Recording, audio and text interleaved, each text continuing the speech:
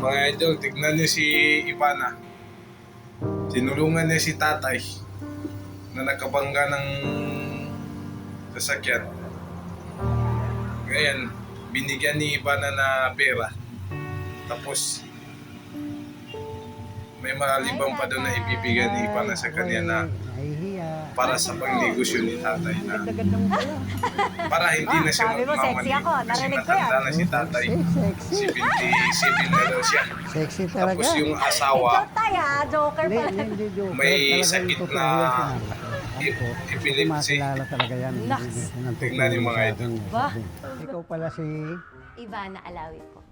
Kayo po si? Mang Robin, tatay. Tumutulong ka raw sa mga hindi na trabaho tulad ngayon.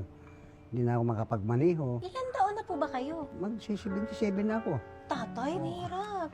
Alam mo, Kaya madam, po ba kayo nabangga kasi nahirapan ka na rin Hindi makakita? hindi naman ako nabangga. Ako binangga. Sila, sabi nila, ako raw bumangga. Eh di, okay lang. Baka Nakita ko po, sobrang problemado ka nun.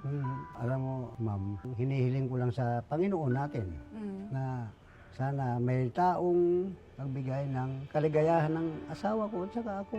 Kasi ang asawa niyo po ay may sakit na epilepsy. epilepsy. Ang gamot niya, Hindi ko na may maintain. magkano Isang po ang taon. gamot niya? Sa 20 pesos daw kuno. 20 Isang araw, pesos. 20 pesos. Hindi ko na kaya. Ang pangarap ko, magkaroon ng tindahan na maliit man lang, kahit maliit. ilang taon na po ba kayo nagdi-jeepney driver? Ay, tagal na po. 50 anyos na. Papasalamat May ako anak sa... na po ba kayo?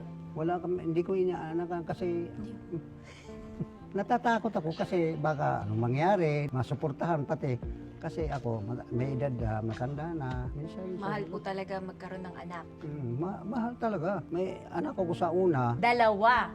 yun. Alam mo pala eh. Alam ko storya mo. Kahit kalahating kilong bigas, hindi man lang suporta sa akin. Ha? Oo, totoo yan. Kahit konting allowance? Walang talaga. Kaya ako napilitan na maghanap Eh, buhay. nahirapan ka. Siyempre, binuhay mo sila. Hmm. Pinag-aral. Pinag-aral hanggang nagkapamilya sila. Hindi ko malaman kung takwil na ba ang tawag sa akin eh. Eh ngayon, Eh, tay, ang importante, meron kang asawa na nagmamahal sa'yo. At Tsaka sabi sa akin, pa, sana mayroon taong sabi maghintay-hintay ka lang, mabait ang Panginoon. Huwag kang mag-isip ng ganun. may regalo ako para sa'yo. Ano? Yung ganda ko. Eto na. Bibigay ko na talaga yung totoong regalo. Ikaw, joker ka eh. So, meron muna ako ditong 30,000 pesos para sa'yo to. Hmm. At aside from doon, bibigyan kita ng tindahan na worth 50,000. Thank you, Lord.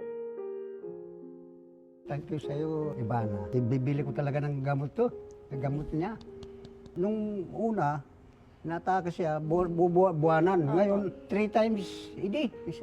Pag uwi ko nga, inihipo ko agad yung ulo. Pag inatake, gumaganon, tumatam. Na syempre, hindi mo mabantayan. Oo, kasi So, nandito. pag nabigyan ng tindahan, doon ka ha, Doon, magtitinda ka na. nagtinda. Pati siya, Tutulungan parang ka niya. tutulungan ako. Yes, ang importante para sa akin, hanap buhay. Yung pang matagal. Yun, mamatagalan. Ngayon, Hindi ka na babiyahe. hindi na. O, at least ngayon, mas okay na yun. Pahinga ka doon, tinda. Kung ano yung pera, ikot mo. Ay, thank you, Lord.